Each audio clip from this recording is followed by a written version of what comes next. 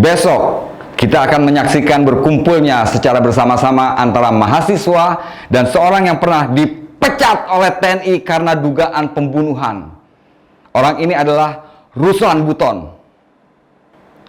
Dilansir dari sebuah media mainstream, Ruslan ditangkap di Jalan Poros, Pasar Wajo Wasuba, Dusun Lacupea, Desa Wabula 1, Kecamatan Wabula, Kabupaten Buton, Sulawesi Tenggara. Dan kalau dua elemen ini berkumpul, secara jelas sejarah baru tercatat bagi bangsa Indonesia.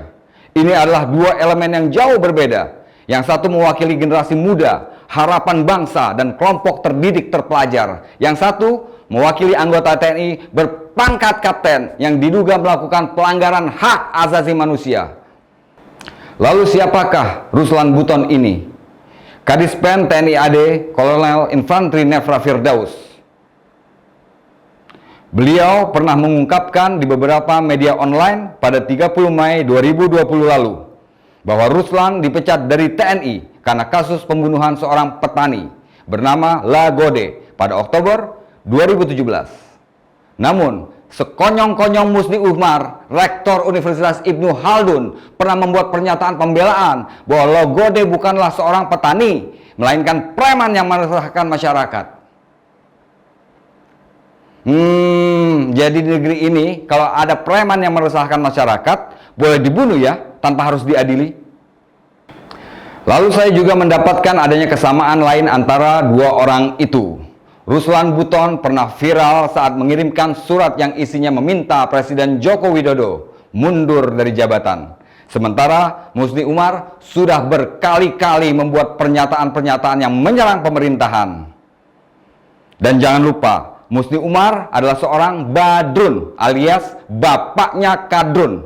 Beliau adalah pengasong khilafah. Ini bukan kata saya.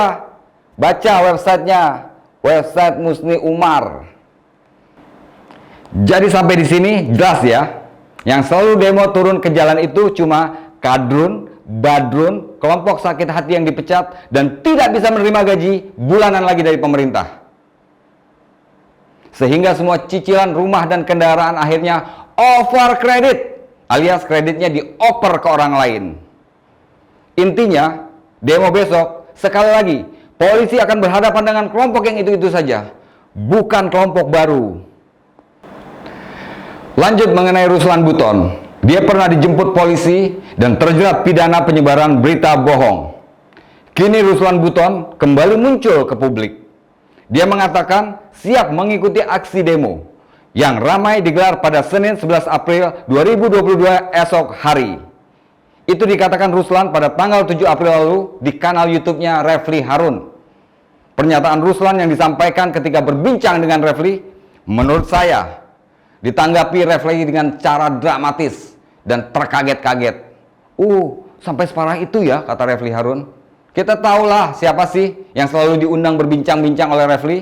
Sebut saja Nur Sugi. Ini kebetulan atau memang gerombolan? Tolong dijawab.